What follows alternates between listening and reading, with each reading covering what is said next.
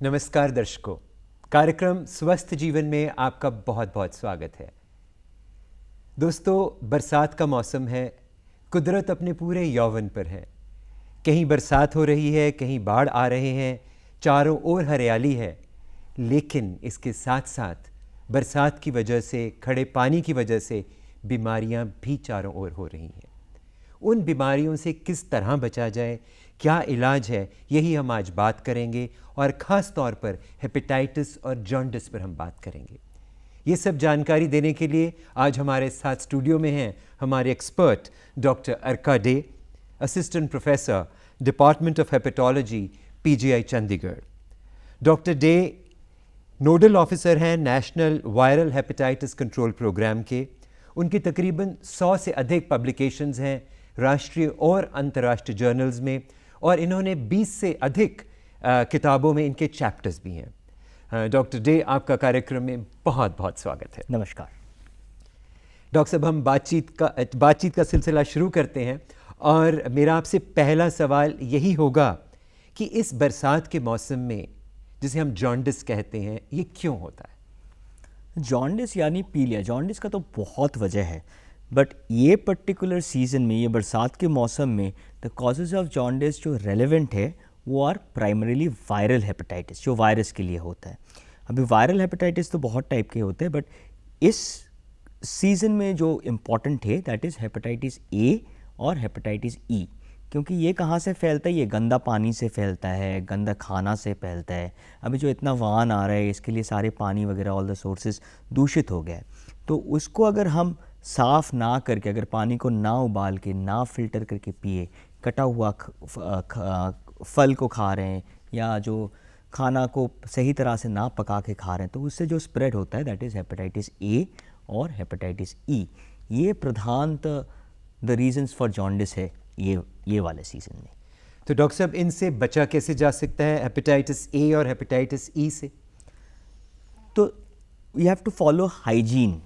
तो जैसे मैंने बताया कि ये गंदा पानी से फैलता है, तो जब हम पानी को पी रहे हैं, उसको इधर उधर का पानी को ना पी ले। पानी को हमेशा भी इंश्योर कि उसको फ़िल्टर किया हुआ पानी पी रहे या उबाला हुआ पानी पी रहे। उबाला मतलब जिस पानी को गर्म कर दिया, ये नहीं, it has to boil, it has got to come to a running boil. वो सच में उबालना है।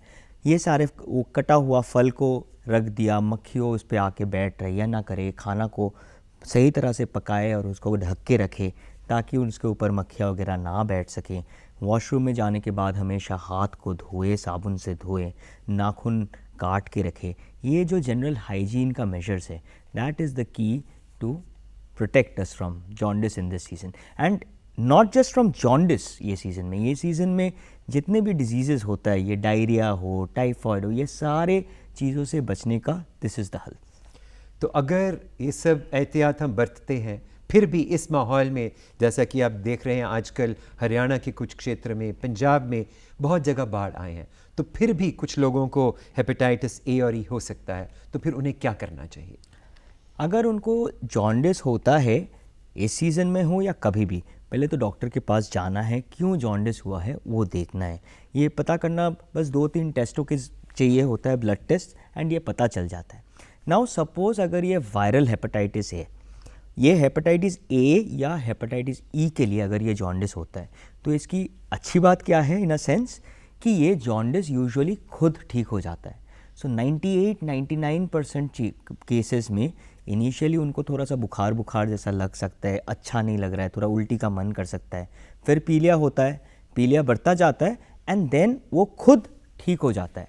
तो इसके लिए हमें बहुत कुछ दवा लेना, इधर उधर जाके ये खा लिया, वो खा लिया, ये कुछ जो अफवाहें फैला रहता है वो सारे को फॉलो करना, ये सारे करने का कोई ज़रूरत नहीं है। बस 1-2% में डिजीज़ सीवियर होता है, वो तो अलग बात है, but majority of the cases में वो खुद ठीक हो जाएगा। बस डॉक्टर के पास जाना है, डायग्नोसिस करना है, and then symptomatic management. Patient को जो सिम्टम आ रहा है उसके लिए ट्रीटमेंट किया जाएगा, and then within 1 month और समथिंग वो खुद ठीक हो जाना चाहिए।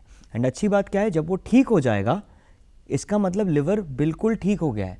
मतलब पहले जैसा लिवर था बीमारी के पहले, एक नॉर्मल आदमी को जैसा लिवर होता है, दोबारा वो लिवर वैसा ही हो जाएगा। कोई क्रॉनिक डैमेज नहीं होता है हेपेटाइटिस ए और ई में।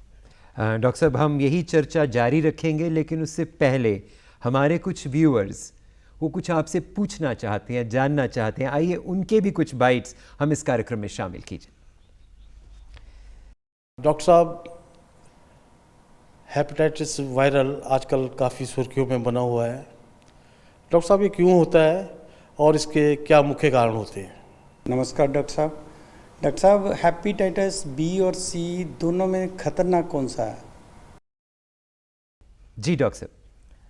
आई थिंक पहले जो सवाल आया था कि वायरल हेपेटाइटिस क्या क्या तरह का होता है, तो वायरल हेपेटाइटिस ए होता है, बी, सी और ई, तो ये 4 प्रकार होता है। इसमें से डी कहाँ गया? हेपेटाइटिस डी भी होता है, बट वो इंडिया में कॉमन नहीं है, तो इसके लिए उसके बारे में हम चर्चा नहीं करते। हेपेटाइटिस ए और ई के बारे में तो मैंने ऑलरेडी आपको डिटेल में पूरा डिस्कस कर दिया। तो हेपेटाइटिस रह गया हेपेटाइटिस बी और सी, और हमारे जो दूसरे दर्शक थे उन्होंने बिल्कुल यही सवाल पूछा कि बी और सी क्या होता है। अब हेपेटाइटिस बी और सी थोड़ा अलग होता है ए और ई से। पहली बात तो क्या अलग होता है कि जैसे मैंने कहा कि हेपेटाइटिस ए एंड ई गंदा पानी, गंदा खाना, ये रूट से फैलता है। हेपेटाइटिस बी और सी उससे नहीं फैलता है। हेपेटाइटिस बी और सी खून से फैलता है, जब हम इंजेक्शंस लेते हैं, अनप्रोटेक्टेड नीडल्स यूज़ करते हैं, या जब बार्बर के पास जाते हैं, ब्लेड को स्टेरिलाइज ना करके करते हैं। So from that route, unprotected sexual intercourse, so this is the route for the spread of hepatitis B and C. दूसरी इंपॉर्टेंट बात क्या है कि ए और ई में मैंने कहा था कि वो जब होता है पेशेंट को पीलिया होता है, और जब पीलिया खुद ठीक हो जाता है पेशेंट का लिवर भी बिल्कुल ठीक हो जाता है। हेपेटाइटिस बी और सी में ये टाइप नहीं होता है। हेपेटाइटिस बी में तब भी पीलिया इनिशियली हो सकता है, हेपेटाइटिस सी में तो इनिशियली पीलिया होता ही नहीं है। तो ये बी और सी में initially most of the patients asymptomatic रहते हैं, मतलब उनको कोई दिक्कत ही नहीं होता, उनको पता ही नहीं रहता कि हमें ये बीमारी हो। एंड जब तक उनको पता रहता है, बाय द टाइम लिवर में बहुत ज़्यादा डैमेज हो जाता है, जिसको हम कहते हैं कि लिवर सुकर गया है, लिवर में सिरोसिस आ गया है। तो जब तक वो नहीं हो रहा है हमें पता ही नहीं चलता है कि ये वायरसेस है। तो ये बी और सी धीरे धीरे लिवर में छुप के रहते हैं और उसको परमानेंटली डैमेज की ओर लेके जाते हैं। तो ये बड़ा दिक्कत वाला चीज़ है बी और सी के साथ। डॉक्टर साहब, आपने बता तो दिया बी और सी के बारे में, लेकिन मेरे मन में अभी भी सवाल है कि हमें पता कैसे चलेगा और हम बच कैसे पाएंगे इससे? तो इसका पता तो तभी पता चलता है जब कोई ब्लड टेस्ट होता है, और ब्लड टेस्ट में हम देखते हैं कि जो हम लिवर फंक्शंस करते हैं वो नॉर्मल नहीं है। उससे हमें एक आइडिया लगता है कि इनको हेपेटाइटिस बी और सी रह सकता है। तो इसलिए ये पता करना इतना मुश्किल है कि ये इंसिडेंटली डिटेक्टेड है। That is why the prevention part is very very important for both diseases. And इसका प्रिवेंशन का क्या तरीका है? लाइक आई सेड, इनका जो रूट है अकॉर्डिंगली हमें उसको प्रिवेंट करना है।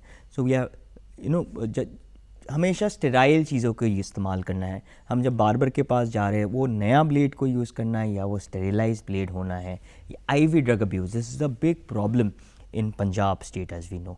तो ये IV drug abuse a big big big reason for hepatitis B and C. खास करके अगर हम देखें ये पंजाब में hepatitis C compare to the rest of India बहुत ज़्यादा कॉमन है, बहुत ही ज़्यादा कॉमन है।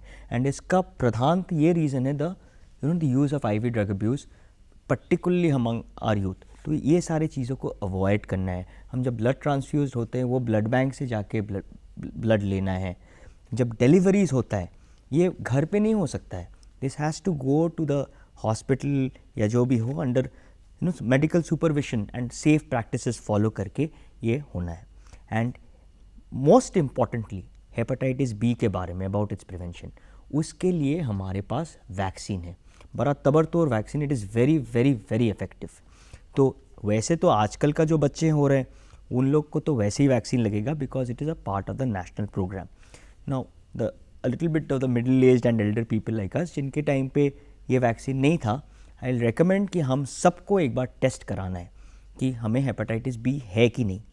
अगर नहीं है तो जाके वैक्सीन लगा लेना है after consulting with the doctor. 3 dose लगना है and it is more than 90% effective. Because remember, अगर हम हेपेटाइटिस बी को प्रिवेंट कर रहे हैं, हम बस एक इन्फेक्शन को नहीं प्रिवेंट कर रहे हैं, हम हमारे लिवर को सिरोसिस तक पहुंचने में प्रिवेंट कर रहे हैं। सिरोसिस का अल्टीमेट ट्रीटमेंट हो जाता है transplant. And even more importantly that is a very common cause of liver cancer. तो हम इससे एक लिवर कैंसर को भी प्रिवेंट कर रहे हैं। तो सबको इंश्योर करना है कि we are vaccinated against hepatitis B. Doctor day, हम बात करेंगे वैक्सीनेशन के बारे में और भी, लेकिन हमारे कुछ और व्यूअर्स हैं जिनकी बाइट्स हमारे पास हैं और वो भी कुछ सवाल पूछना चाहें। आइए देखें क्या पूछना चाहते हैं। डॉक्टर साहब, हेपेटाइटिस और जॉन्डिस में क्या अंतर है? नमस्कार डॉक्टर साहब, जो स्मोक एंड ड्रिंक नहीं करते हैं क्या उनको हेपेटाइटिस वायरल हो सकता है? पहली सवाल था कि हेपेटाइटिस और जॉन्डिस में क्या फ़र्क है। जॉन्डिस मतलब पीलिया, पीलिया मतलब आँख पीला पड़ जाना, चमड़ों में दिखना चालू हो जाता है, फिर पेशाब पीला हो जाना। सो उस सिम्टम को हम जॉन्डिस कहते हैं। अभी जॉन्डिस का बहुत सारे रीजंस हैं, उसमें वायरल हेपेटाइटिस बस एक वजह है। अब हेपेटाइटिस क्या है, ये हमारे मेडिकल टर्मिनोलॉजी में ना आइटिस का मतलब होता है इन्फ्लेमेशन, यानी कि सूजन आना। सो हेपेटाइटिस, हेपैट मतलब लिवर, सो लिवर में कोई भी वजह से सूजन आए उसको हम हेपेटाइटिस कहते हैं। वो वायरस के लिए हुआ तो वो वायरल हेपेटाइटिस हो गया, वो अगर शराब के लिए होता है तो उसको हम अल्कोहलिक हेपेटाइटिस कहते हैं, वो कुछ और डिजीज़ होता है auto immune hepatitis etcetera etcetera जिसके लिए हो सकता है। तो हेपेटाइटिस एक वजह है और जॉन्डिस सिम्टम है। और डॉक्टर साहब दूसरा सवाल, ये तो एक सवाल का आपने जवाब दिया। दूसरा सवाल मुझे ठीक से सुना ही नहीं दिया। अल्कोहल जो नहीं पीते हैं उनको क्या हेपेटाइटिस हो सकता है, ये क्या सवाल था? जी नहीं, शराब के साथ वायरल हेपेटाइटिस का पर से कोई लेना देना नहीं है। शराब itself is a very important cause of liver disease. वो अल्कोहलिक हेपेटाइटिस के रूप में आ सकता है, अल्कोहलिक सिरोसिस सारे में आ सकता है। तो ये वायरल हेपेटाइटिस तो हो गया, बट हमारे पंजाब में एक्चुअली हम अगर देखें तो जो दूसरा very important cause of liver disease है, जॉन्डिस हो, कैंसर हो, सिरोसिस हो, इज़ अल्कोहल अब्यूज़। तो इसको तो बिल्कुल अवॉइड करना है। एंड ये भ्रम में मत पीजिए पर ये कि मैं शराब नहीं पीता हूँ इसलिए क्योंकि मुझे वो सारे अफवाह है, ये सारे में मत बिलीव करिए। डॉक्टर साहब, हम चर्चा कर रहे थे वैक्सीनेशंस के बारे में। हम लोग जिन्होंने वैक्सीनेशन नहीं लगवाया, तो क्या उनको कैसे लगवाना है वैक्सीनेशन, कब लगवाना है और किन लोगों को वैक्सीनेशन लगवाना है? हेपेटाइटिस बी तो सबको लगाना है, बिकॉज लाइक आई सेड कि it just not prevents you from hepatitis B, it prevents you from cirrhosis, it prevents you from, protects you from cancer. Liver cancer है, कैंसर से भी आपको प्रोटेक्ट कर रहा है। तो हेपेटाइटिस बी वैक्सीन सबको लगाना है। जिनको बच्चे उम्र में लग गया है उनके लिए तो ठीक है, जिनको नहीं लगा है they should all go to the doctor. एक बार हेपेटाइटिस बी का टेस्ट होना है, एक बार देखना है कि उनको पहले से तो नहीं है ना हेपेटाइटिस बी। अगर नहीं है तो फिर जाके डॉक्टर को कंसल्ट करके वो वैक्सीन लगाना है। 3 डोज लगता है, बेसलाइन 1 महीने में और 6 महीने में, एंड ये तीनों डोजेस आर सफिशिएंट।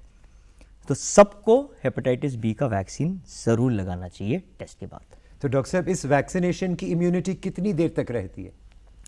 देखिए, ये रहता तो है, पहली बात तो कितने लोगों इम्यून हो जाते हैं। हम कोविड के टाइम पे इतना हमने सुना था वैक्सीन्स की एफिकेसी क्या है। ये हेपेटाइटिस बी का vaccine is extremely effective, it is more than 90-95% times it is effective. अभी कितना दिन रहता है, it you says gives a strong immunity for at least 10 years. That is not really relevant.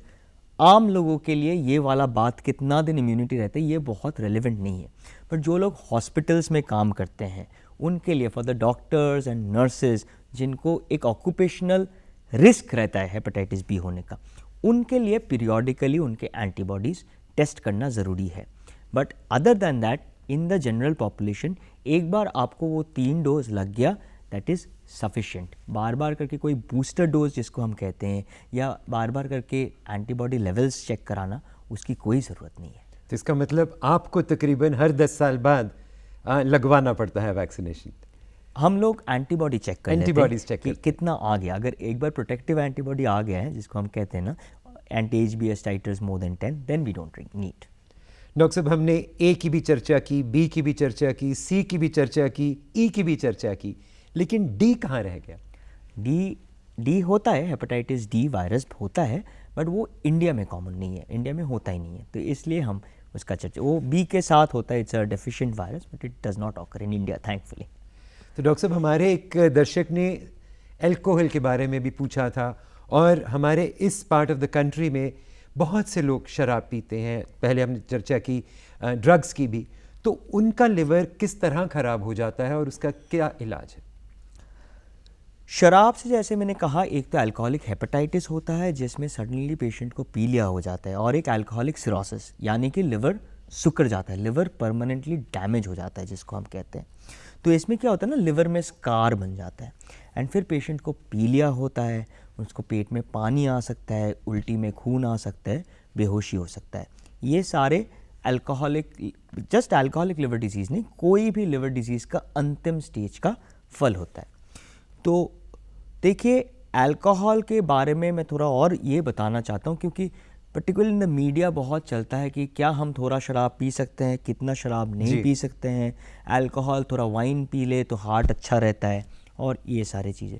देखिए, अल्कोहल से बस आपका लिवर नहीं ख़राब होता है, अल्कोहल का टॉक्सिक इफेक्ट्स आपके बॉडी के तरह तरह के ऑर्गन्स को अफेक्ट करते हैं। आपका पैंक्रियास में पैंक्रेटाइटिस हो सकता है, हार्ट वाले बीमारियां बढ़ जाते हैं, it can affect your nervous system, your brain.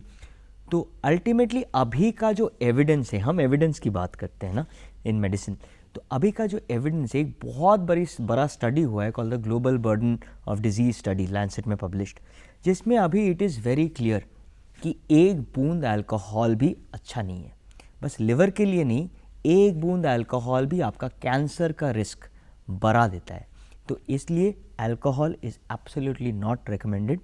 कोई कभी कभार कोई सोशल ओकेशन में कभी कभार you drink an alcohol, one drink, that is okay, but उसको कोई मेडिकल रीज़न से प्लीज़ जस्टिफाई मत कीजिए कि मैं हर दिन एक एक ड्रिंक लेता हूँ मेरे हार्ट को ठीक रखने के लिए, ये गलत है।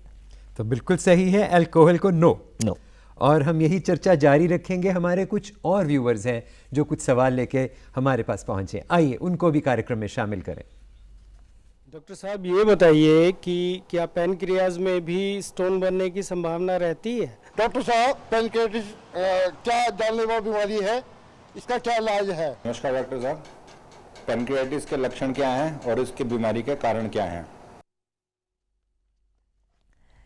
देखिए, पैंक्रियास एक और ऑर्गन होता है हमारे गॉल ब्लैडर और लिवर के साइड में। ये ऑर्गन जब डैमेज हो जाता है, वो एक तो सडनली डैमेज हो सकता है जिसको हम कहते हैं एक्यूट पैंक्रेटाइटिस, और एक क्या होता है कि वो धीरे धीरे करके डैमेज हो गया जिसको कहते हैं chronic pancreatitis. Acute pancreatitis is a life threatening disease. वो 80% केसेस में तो माइल्ड होता है, बट 20-30% केसेस में जब वो सिवियर होता है, it is very severe and it is potentially life threatening. क्यों लाइफ थ्रेटनिंग होता है? क्योंकि हमारे ये शरीर में जो हम खाना खाते हैं उसको पचन करने के लिए, उसको डाइजेस्ट करने के लिए जो सारे एंजाइम्स निकलते हैं, most of the enzymes come from the pancreas. तो अगर वो पैंक्रियास में डैमेज हो जाए, then you can realise that all those enzymes जो स्ट्रॉन्ग इनफ टू हमारे खाना को डाइजेस्ट करने के लिए, वो शरीर के अंदर क्या स्थिति क्रिएट करेगा। तो इसलिए ये पैंक्रेटाइटिस बहुत सिवियर हो सकता है इन द एक्यूट केसेस। तो इसका उस टाइम पे लक्षण क्या होता है?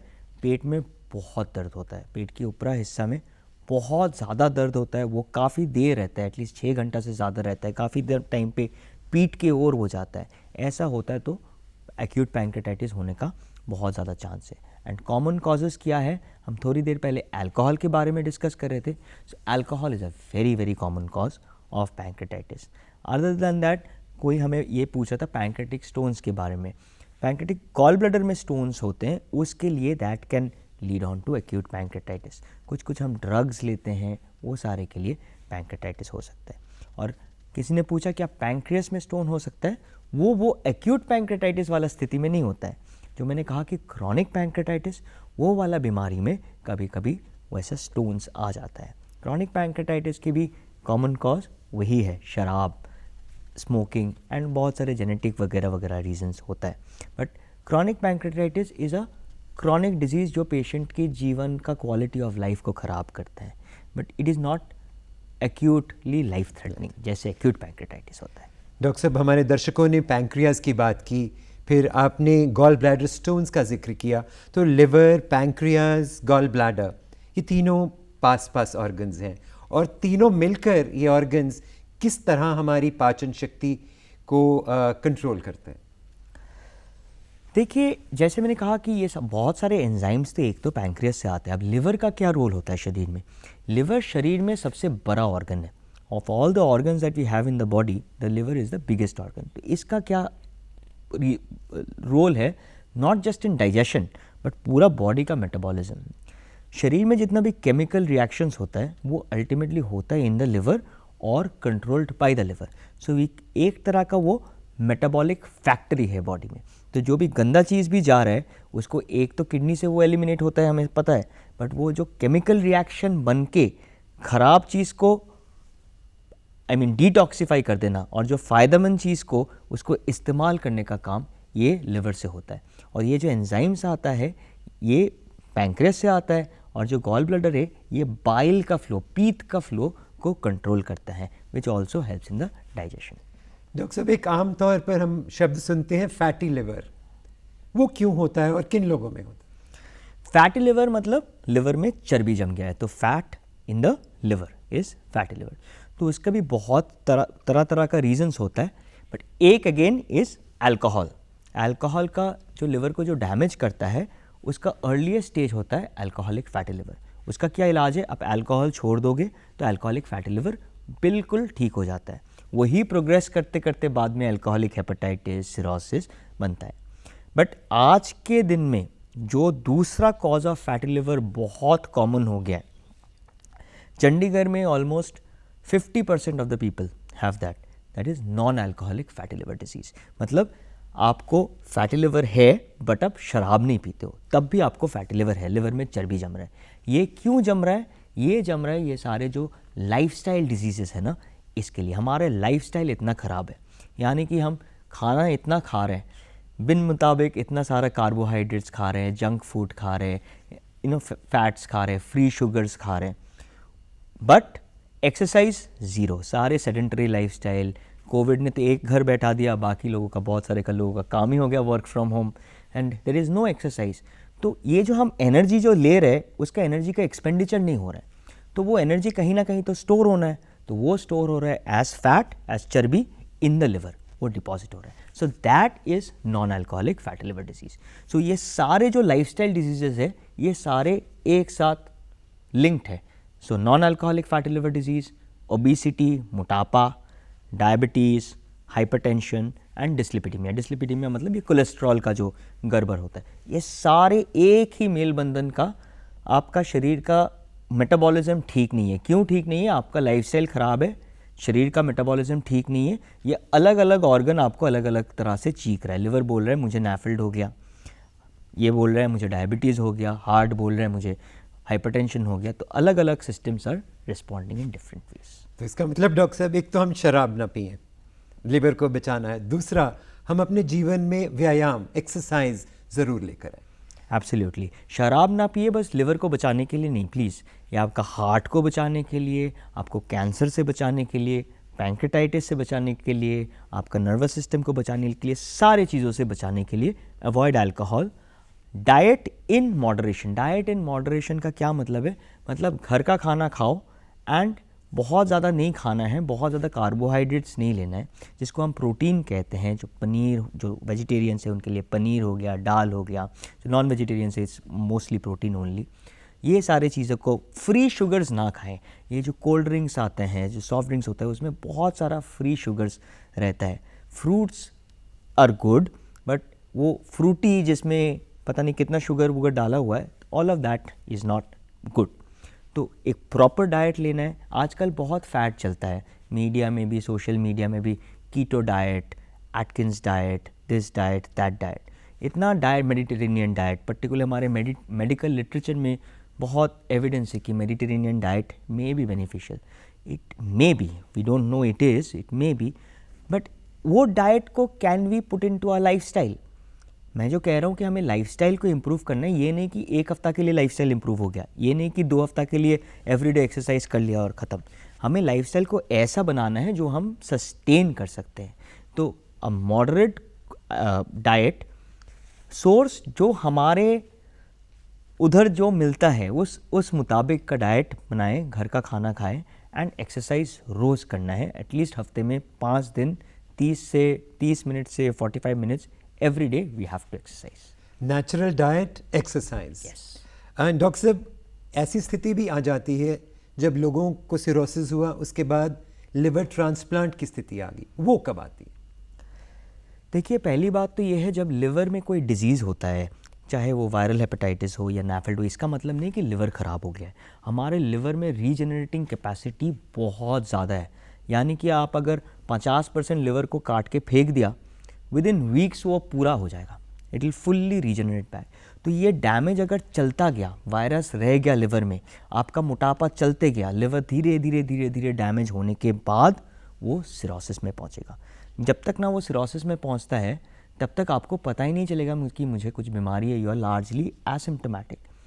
इवन जब सिरोसिस हो गया, सिरोसिस मतलब लिवर सुकर गया है, लिवर में बहुत ज़्यादा स्कार बन गया है, the liver is very scarred, उस टाइम पे भी ये नहीं कि आपको ट्रांसप्लांट चाहिए या आप बहुत सिम्टोमेटिक हो गए। क्यों? क्योंकि इनिशियल टाइम को हम कहते हैं कॉम्पेंसेटेड सिरोसिस। इसका मतलब है लिवर ख़राब तो है, बट जितना लिवर अभी भी काम कर रहा है वो सफिशिएंट है आपका बॉडी को सपोर्ट करने के लिए।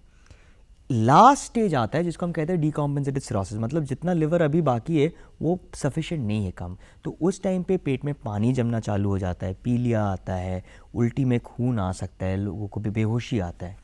उस स्टेज में या किसी को कैंसर हो गया, ये सारे स्थितियों में हम लिवर ट्रांसप्लांट कंसिडर करते हैं। तो क्या ऐसी स्थिति पैंक्रियाज में भी हो सकती है?